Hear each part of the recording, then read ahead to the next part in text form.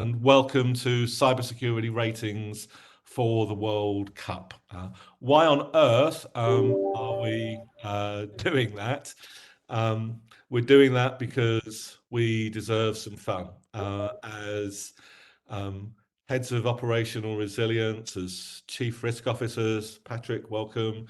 As CISOs and security directors, welcome James and Chris. We know that life can be challenging, stress and burnout. Indeed, almost half of security engineers say they sometimes feel burnt out by their work in cyber. So it's crucial that we not only take time, but also not just to relax, but to learn from each other. And those of you who work with cyber rescue know that we share with you insights. These were published a couple of days ago on things like how often firms are claiming on their cyber insurance and what they're typically paying. About half of firms have claimed on their cyber insurance, but the UK is significantly ahead of France in the average size of their claims. So we can learn from each other in cyber, and different countries have different approaches to cyber threats, as perhaps they do to playing football. Within Europe, ANISA on the left tries to count the number of times that organizations report cyber attacks, which of course is different from how many attacks they're actually suffering. And Germany leads in terms of the officially reported to national regulators. So they're scoring the most in terms of providing information that's useful to local police and national cybersecurity centres. But looking at how different countries play the game, it's fascinating to see that in the US, of those firms that have cyber insurance and are breached by ransomware, the Americans are almost twice as likely to actually claim on their cyber insurance for paying a ransom once the ransomware gangs have got past their cyber defenses. But of course, whatever decisions your coaching team, your management are saying about defending and the cultural differences in your country, for each firm, we're also dependent on a support team. You know, every one of us who's on this call now, we have different suppliers. Whether Barry, that's telcos, and in Australia, there've been a lot of telcos breached recently, or the security suppliers that we're all dependent on, or even the utility firms that, particularly at this time of crisis, just 60 seconds of how powerful this tooling is. As a chief risk officer, as executives on the board. It is amazing from where we started the journey and where we are. One of the great advantages of incorporating a security scorecard and via the service that Cyber Rescue offer is the fact that we can bring those each of those separate functions and processes together. We use security scorecard to really facilitate a series of conversations. Where security scorecards came in is we've had the ability to look across and we can take a kind of pragmatic and prioritized approach. The reports we get out from Cyber Rescue is just fantastic. We can move to market a lot quicker on new to bank, where we've got potentially 3 or 4 suppliers. Security scorecard, for me, gave me the ability to demonstrate that we were taking cybersecurity seriously. Using the security scorecard and Cyber Rescue, when we present it to the board or to all the heads, it's not only about these are my risks. You provide a roadmap for the resolutions as well. Good segue, Kevin. Good segue. Love it. So good morning or good afternoon, depending on where you're sitting. So if you're interested in football and you're interested in cybersecurity and supply chain risk, then the next 25 minutes may bring some interesting tidbits for you. So a couple of months ago, when we were thinking of ideas of webinars and presentations to give for various venues, we wanted to do something a little bit different, a little bit more fun. and we started to play with the idea of, well, you know, the World Cup is one of these global events. There will be over 5 billion people watching the World Cup through streaming. There will be over 1.5 million visitors expected in Qatar over the next month. And we wanted to understand is, well, what does this look like from a cyber risk perspective? And so what we did is we went in and we looked at, and I'll walk through this in more detail as we go through the presentation. We looked through the federations, the sponsors, the kit sponsors, the extended supply chains, their exposure to ransomware. And we applied this back to the framework which the organizers of the World Cup had introduced on how they manage cyber risk. And so what we wanted to really see is, you know, if it came down to cyber risk and cyber preparedness, which team would win the World Cup? So I welcome everybody to put their predictions in as to which country would win for cyber risk, and then of course which team will win when it comes to straight up football. So a little bit about my background. As you can see from the picture here, I was a goalkeeper. I started my career as a professional goalkeeper back in the early 90s, playing in the second Bundesliga in Germany with a team called VfL Osnabrück.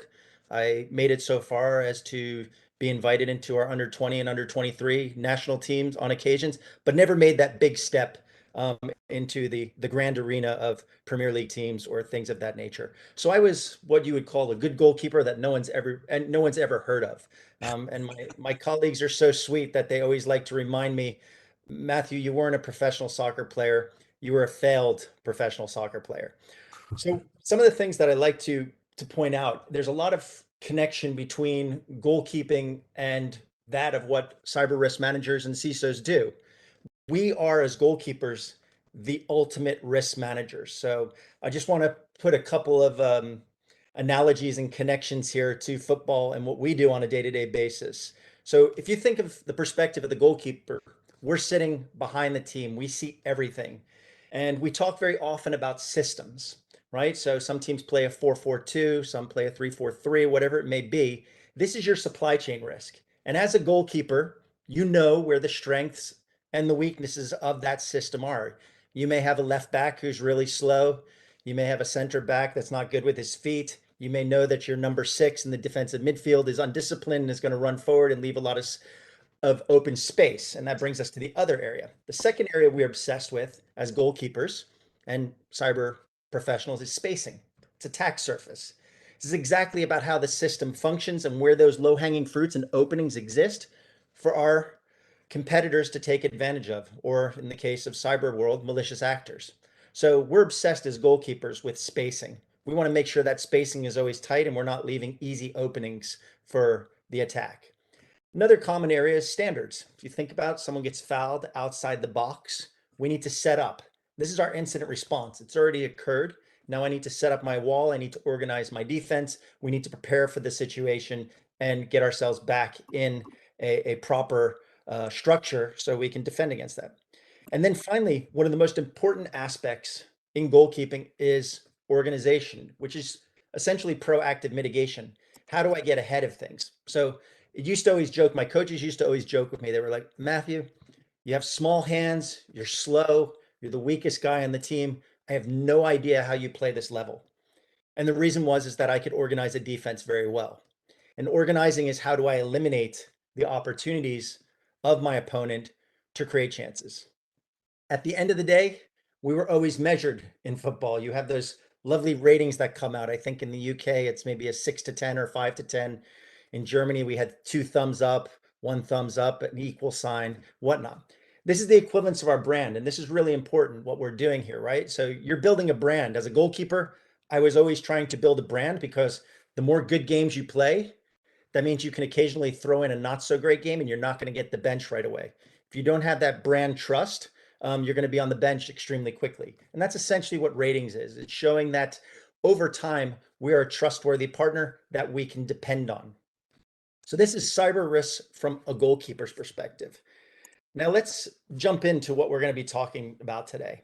So first, let's talk a little bit about why the World Cup is such a fertile feeding ground for malicious actors. I think some of it's obvious, but there's some really interesting aspects here. The second is we'll walk through the premise of the study. So again, Kachi helped me side by side over a month period, gathering the data, organizing data, and structuring the data. And we built the premise of the study based on numerous meetings and discussions of how we were going to approach this. So that's going to be a part really to focus in on, figure out how we utilize the data. And then we'll get to the fun part, which is how would the World Cup play out if it was based on cybersecurity? Quite interesting. And we're going to do what we're going to do is we're going to start off the group phase. We're going to see who comes out to the group phase, and then we'll play the brackets from the final 16 all the way to the finals. And then something that's interesting is how do we connect this all back to what the stakeholders were doing? What are the stakeholders that are involved in the World Cup doing to eliminate that risk? And we're going to connect this all to the cyber risk framework of the World Cup and provide you then a couple of takeaways. So let's talk about the fertile feeding ground first. This is a World Cup of firsts. It's the first World Cup to be held in the winter. It's the first World Cup held in a Middle East country. And it is the first fully digital World Cup. If we think about past World Cups or even other major events, I looked through some data and it was just astounding. In 2018, in the Russian World Cup, there were collectively over 25 million attacks. I read an article the other day that in the Tokyo Olympics and Paralympics, it was up to 450 million attacks over the entire duration of those events. If we look back into the Brazil World Cup, we saw Anonymous, the hacker group, already attacking several months before major sponsors due to political concerns. We see the same callouts in this World Cup from Anonymous in respect to Iran's participation in the World Cup and their connection to the Ukraine-Russia war. So politics plays a role in this. And you think about it and you say, well, why would we attack such a venue? Well, the issue is that it is a venue where we have a captive audience for a 1 month period. We know what's going on there. And if you think of the investments now of what's occurred for this World Cup, it's been estimated that there's been over $200 billion invested, and this will bring a revenue of about $10 billion. I kind of wonder what they're going to do with the stadiums after this World Cup is over, to be honest. But even you see from some of these headlines here, even the FAs are being attacked as well. We've seen the Irish FA hit by a cyber attack where they've lost financial information. We've seen the Spanish FA report a cyber attack where emails were hacked of certain members of the federation. I got kind of interested a while back in terms of what type of data teams are collecting. And you thought about it as, well, basically they're collecting a lot of health information of players. They collect a lot of training video. There's a lot of ticket information. There's a lot of fan clubs. So there's a tremendous amount of personal information, just like any other business, that are also captured by these World Cups. Now, why is this environment so interesting? If you think about it, it is highly interconnected. And the infrastructure is really what's running and keeping it all together. Now, something's really interesting here when we talk about infrastructure and what it all comes down to. There's two applications that every visitor to this World Cup has to download and participate in. One is called Eteraz. That is the application which you will provide your COVID information. However, at the same time, you're going to be providing access to your contacts and all your pictures as well. So there are questions whether there will be more extended observation of how that data is being used. Additionally, it's also going to manage, your Bluetooth has to be on at all times. Second one is called Haya. Haya is the application which will manage your online ticketing. So all your tickets are there through a single application. Now, what's interesting and what we're seeing already now prior to the World Cup is we're starting to see the phishing sites pop up. We're seeing the phishing sites of sponsors. I saw a cool one yesterday from Adidas that if you buy $300 or more on the fake online portal, then you will have your chance to win tickets to the World Cup. We're seeing this for the World Cup pages themselves for Qatar. Now, in this interconnected environment, besides the infrastructure, you have ticketing systems. You have visitors who are going to be visiting hotels, also going to be visiting a lot of restaurants, purchasing a lot of things online. You have the sponsors. The sponsors are highly targeted as a way to phish the users. So you'll see a lot of typo squat domains appearing. Now, streaming is a very interesting one. We've seen a lot of malware applications already out there in relation to streaming. There's going to be over 5 billion users around the world watching this event over the next month. And then you have the merchants. If we think of the interconnectivity of the merchants, it's massive. Think of global players such as a Visa or MasterCard. They have up to 90 million merchants around the globe. And so there's multiple layers of those merchants in an extended supply chain. And then we have the federations themselves, which house the basic players and other support functions for the overall, let's say, efforts to get to the World Cup. But then you also have infrastructure.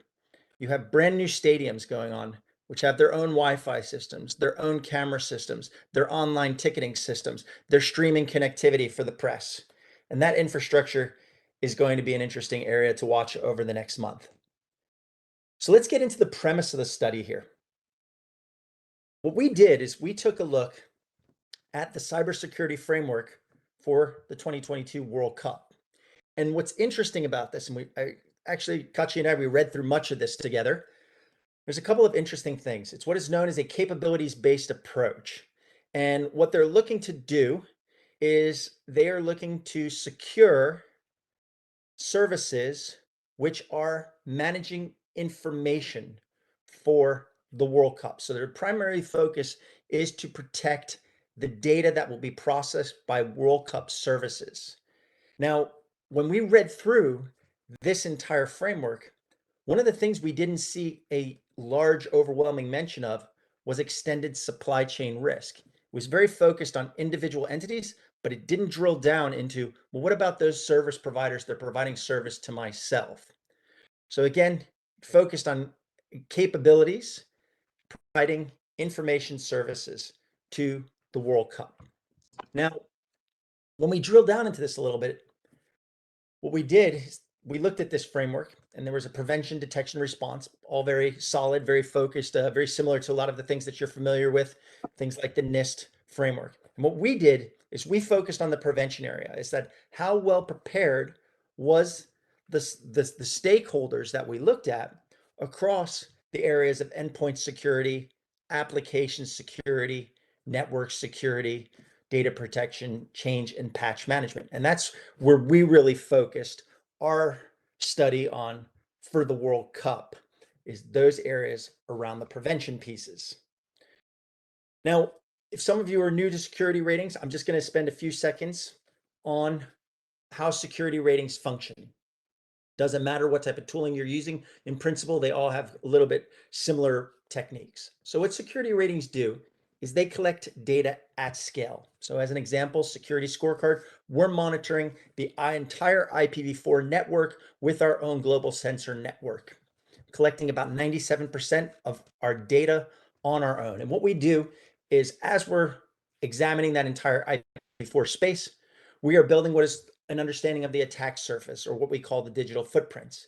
This is essentially the domains and the related domains that we see belonging to an entity, as well as the IP addresses that belong to that entity. We do that at scale. Then what we do is we measure these organizations across 10 different security domains, things like network security, patching cadence, your DNS health, your IP reputation, application security, looking at some dark web indicators as well, patch management, things of that nature. And based on the severity of what we see, the quantity of findings in relationship to the size of your digital footprint, you're then provided a score from 0 to 100, which is then in turn correlated to a US grading system of A to F. An A is a 90 to 100%, a B is an 80 to 90%, and so on.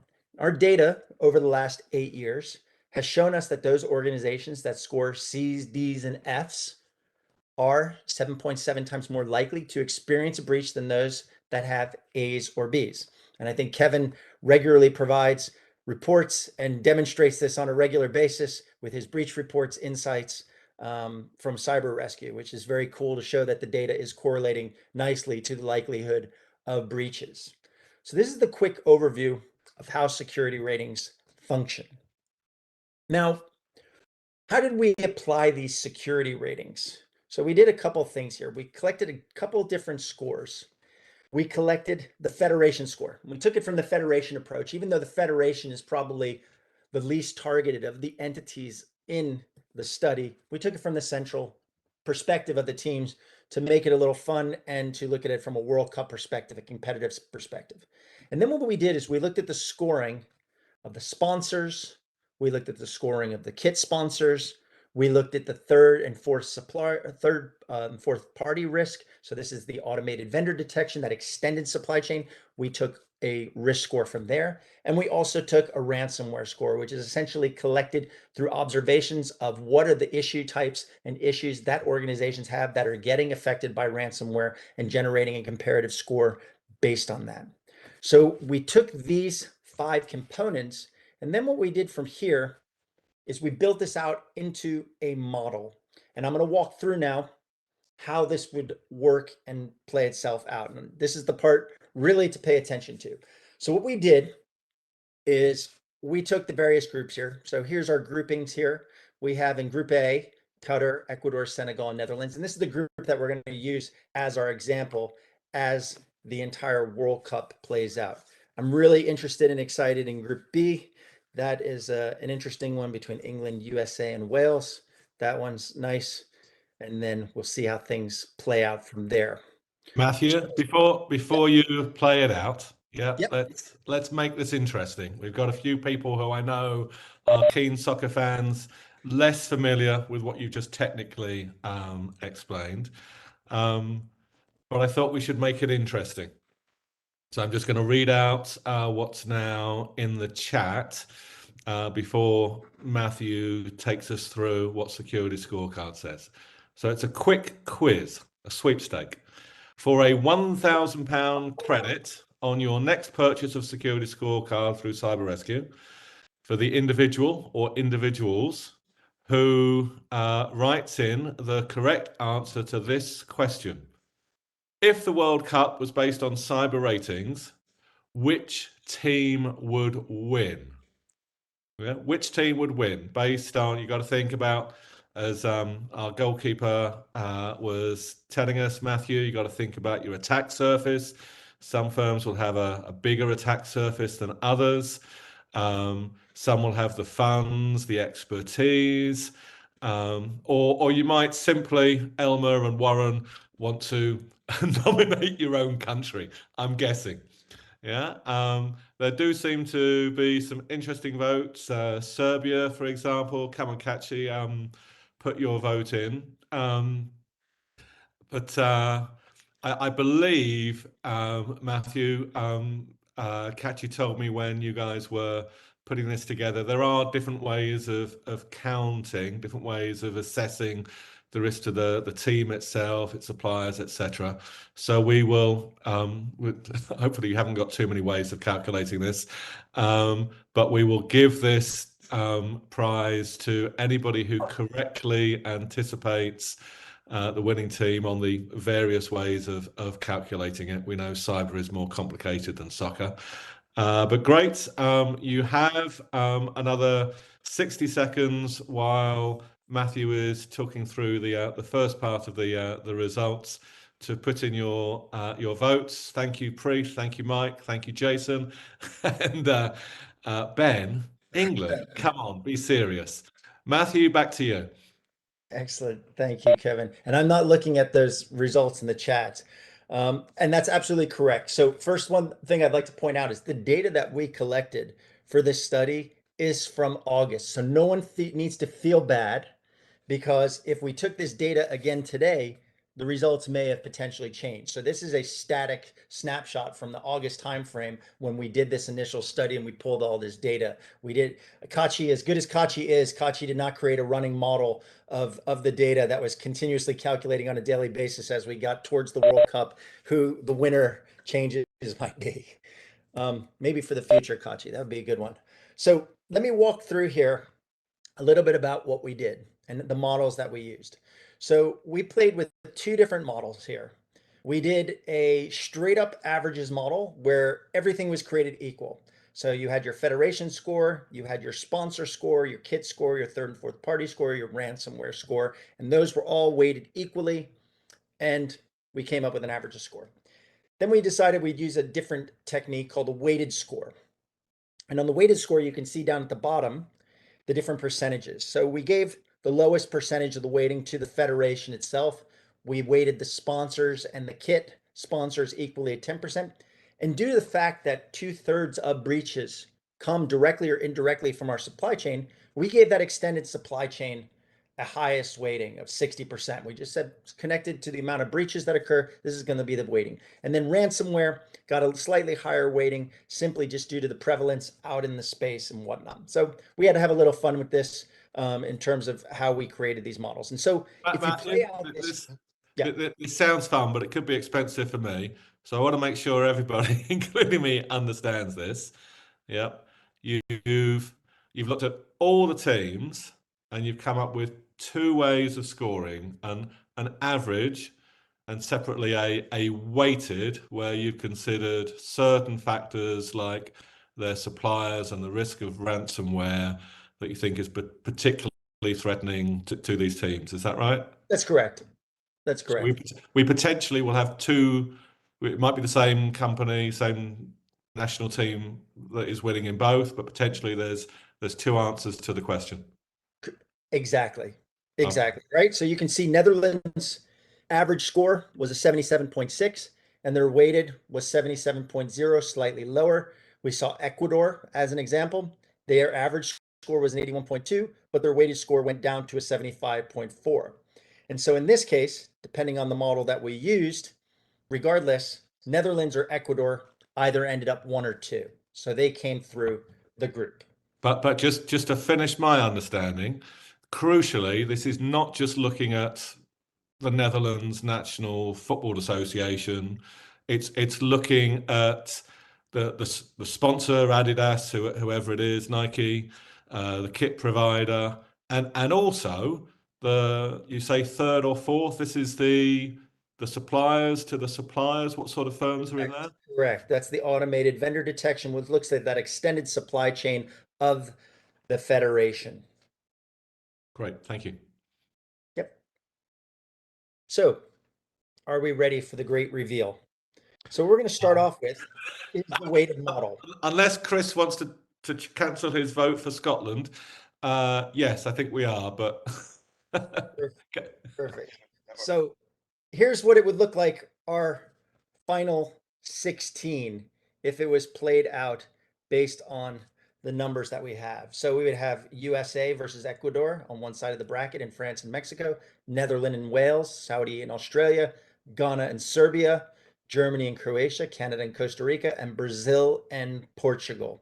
That's some interesting, exciting matchups there going into the round of 16. Now, if we extend this out and let this play out, this bracket, let me see how this will work here. There we go. I just have to touch the button. So we get a nice little quarterfinal of Mexico-US. Could totally happen. That's a great rivalry. Netherlands versus Saudi Arabia. We would then have Ghana versus Germany and Canada as a surprise team against Brazil. But that would be the end of Brazil's journey in this case. We would then take this down into our final four. We would have Germany versus Mexico. I think we've seen that before almost.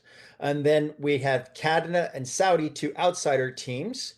And this would lead to a final of Saudi versus Germany.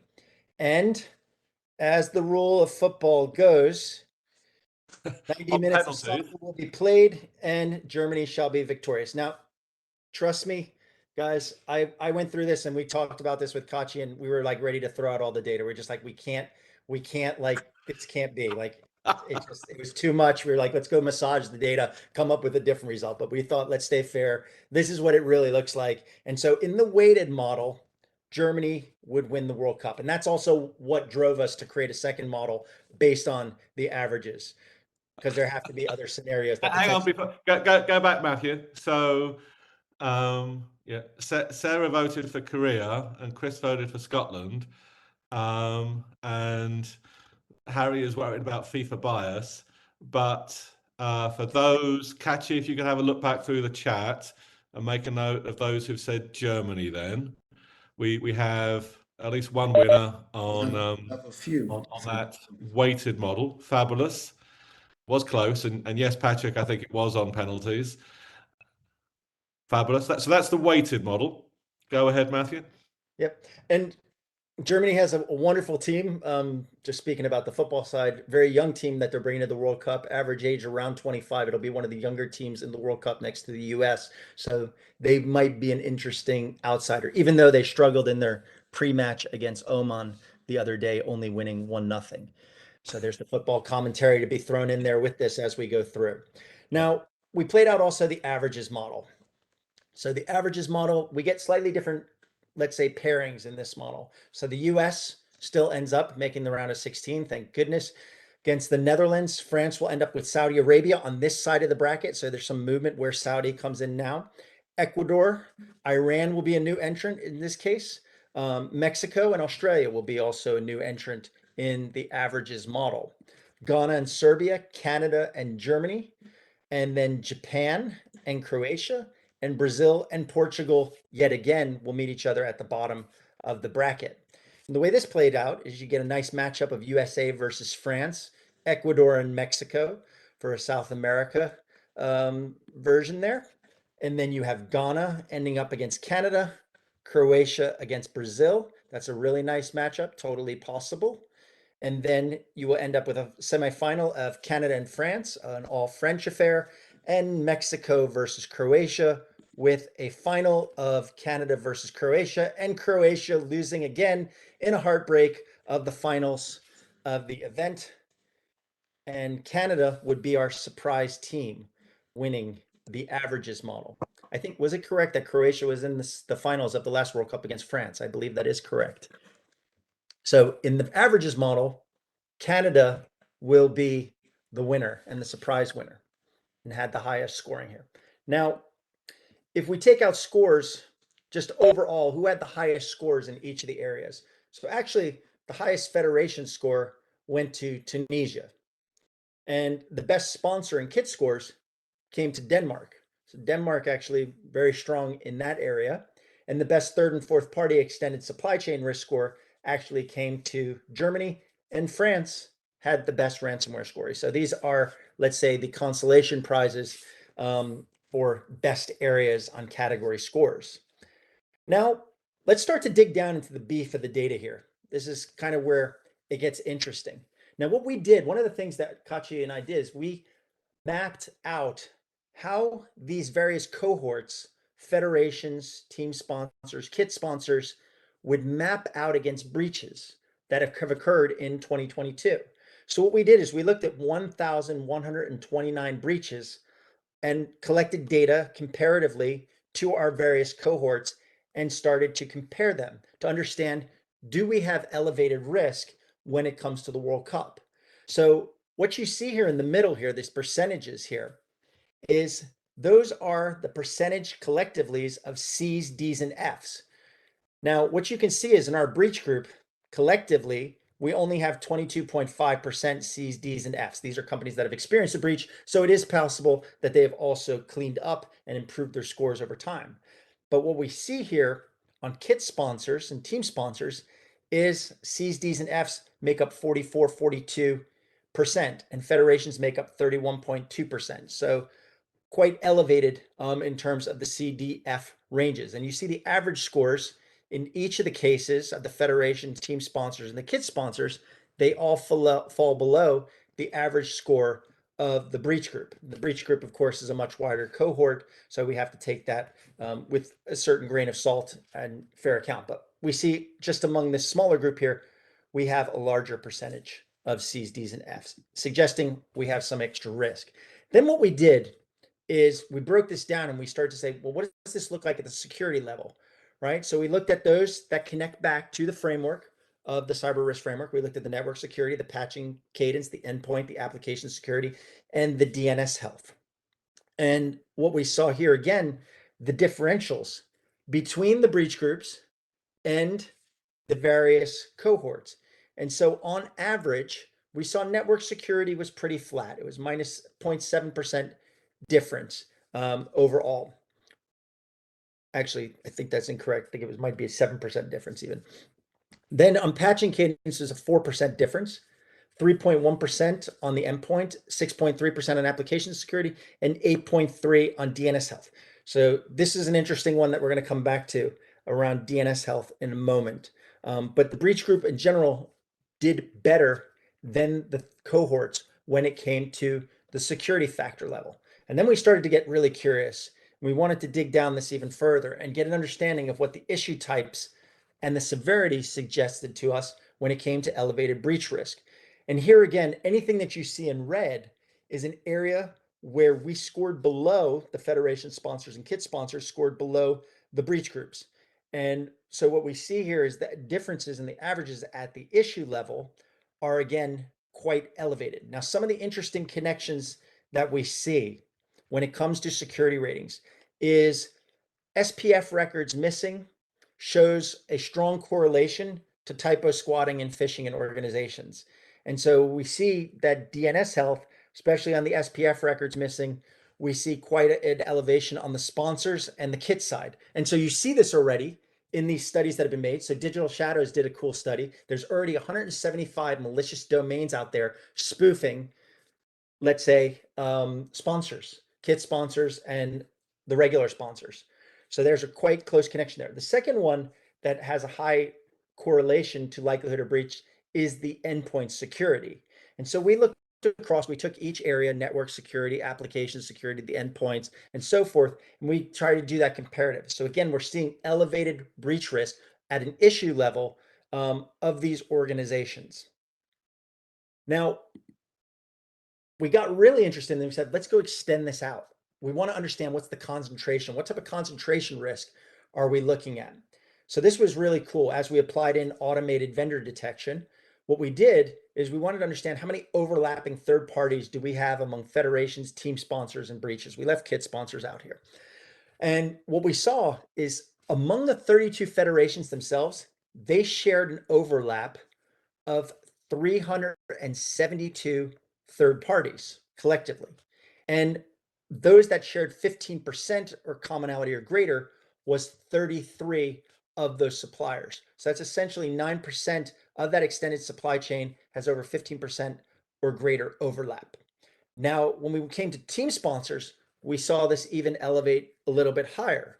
So we saw 1,641 overlapping third parties, of which 243 had an overlap of greater than 15%. That's 15% overlap there in terms of concentration risk. And then on the breaches side, of course, because it's a much larger cohort, we saw 8,192 overlaps and 56 with over 15%. So that number came down a little bit along the way. But what we wanted to do is kind of get an understanding, do we see in one of these cohorts a greater concentration risk? And in the team sponsors, we saw that elevation there with that overlap. Now, we wanted to understand what are kind of the companies and products sitting behind this concentration risk.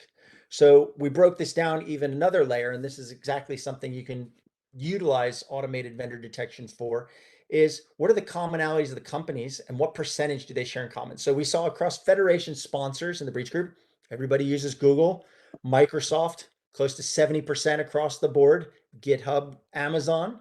But what was nice to also see is we see AWS and Google Cloud also having about 30%. So we're seeing actually what's been occurring as we go more into digitalization. We've been seeing that balance itself out a little bit, that people aren't putting everything into a single bucket. One of the ones that stood out was the reliance among the sponsors on VMware.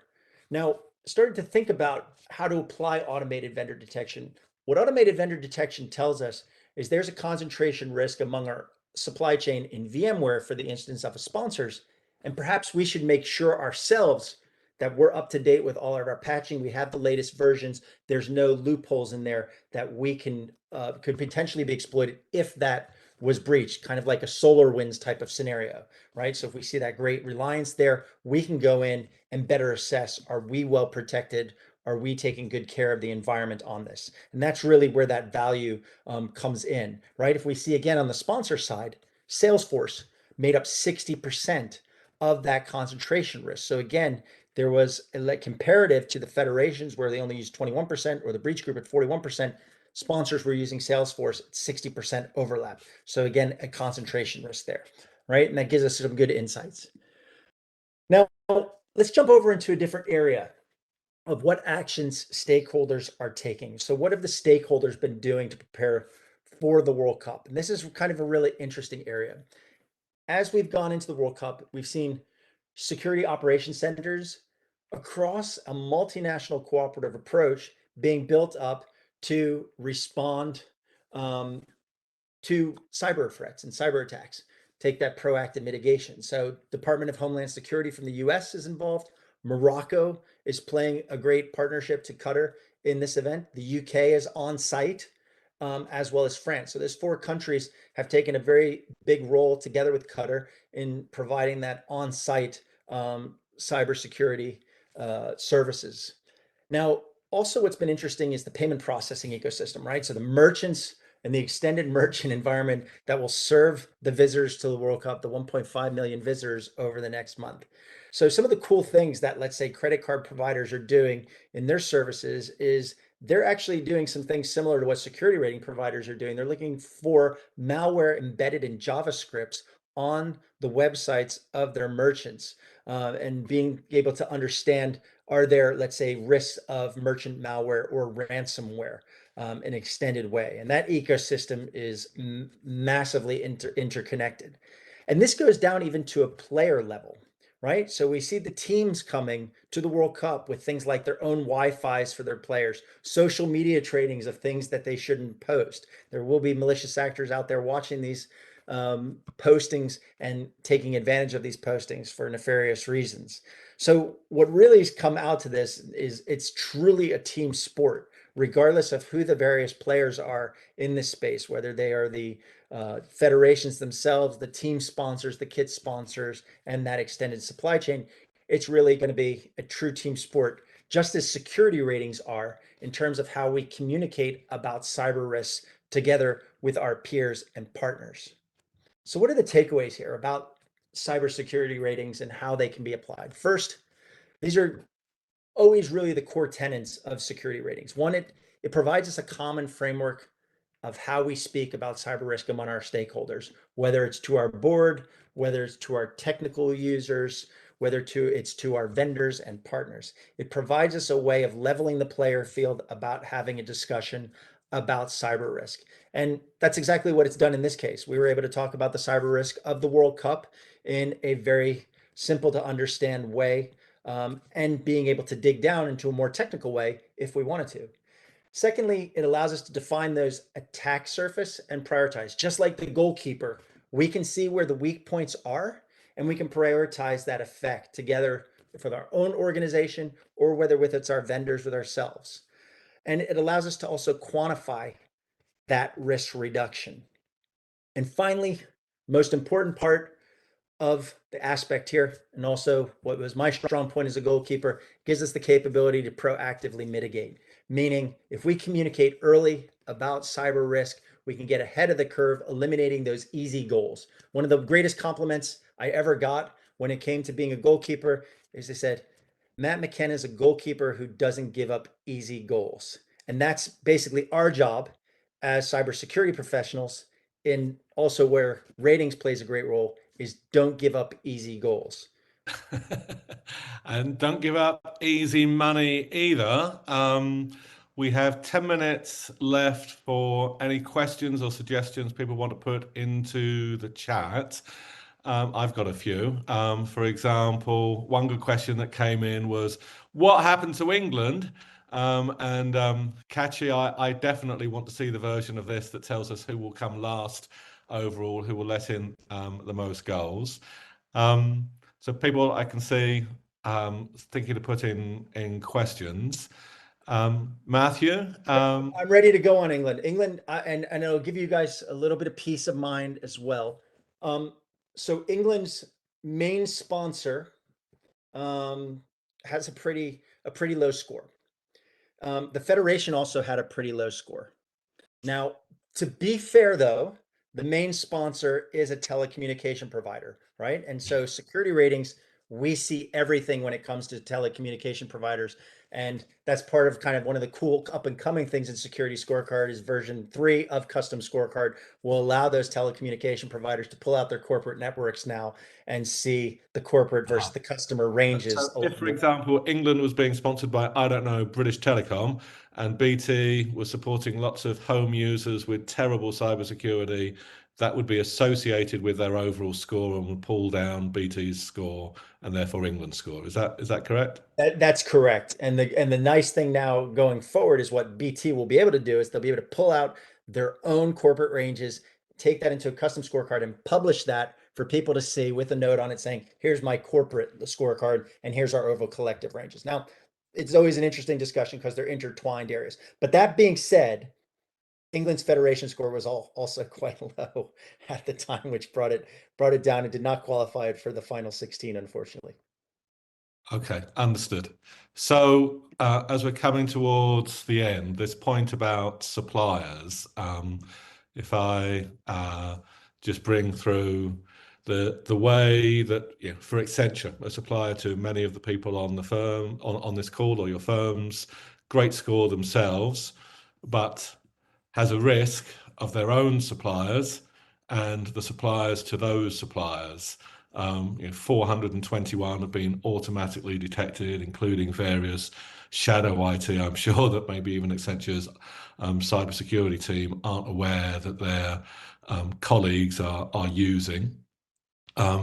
So we want to provide as a complimentary trial this new and very powerful automatic vendor detection, because it will give each of you that choose to email and request it 3 very powerful benefits. You'll be able to identify the shadow IT suppliers that your own colleagues use without telling you. When marketing or HR or legal decides, wouldn't it be great to use a bit of technology, not necessarily even going through your procurement colleagues. If it's going over the internet, to see how Security Scorecard identifies that for you, and you can help reduce that risk. You can also, of course, look at the suppliers to your suppliers, the fourth party risk as it's sometimes known. And when things do go to a penalty shootout, when, oh my goodness, machine gun penalties shoot out of the next Log4j or SolarWinds, when hackers are trying to get into your suppliers through that kind of new vulnerability, to be able to quickly identify which of your suppliers have those issues. But that's open to all of you, and we will be sending everyone a copy of these slides, with the exception of this redacted part. Well, actually, we've just added in. If the World Cup was based on cyber ratings, which team would win? There may be an appeal to the referee, but my understanding, as I've tried to follow, Matthew, what we've said, was there were 2 main definitions of the winner: Canada, which nobody chose, and we save cyber rescue. No, but there was also Germany. And there were 1 or 2 people that called out Germany. And there were also some other ways that you could potentially look at things. For example, the best defense against ransomware, I think, was France. Yeah. And on that basis, the winners that I noted down, Aid, Bertrand, Patrick, Preeth, and Warren, we will be following up with an email to you. Pleasure, Bertrand. You get £1,000 credit on your next purchase of Security Scorecard from Cyber Rescue. Kachi will be following up with everybody to see if everyone's a winner. We'll give everybody the 30-day trial of AVD, so you can look at your own team, the organizations that are supplying your services and protecting them as well. But with that, thank you very much, everybody.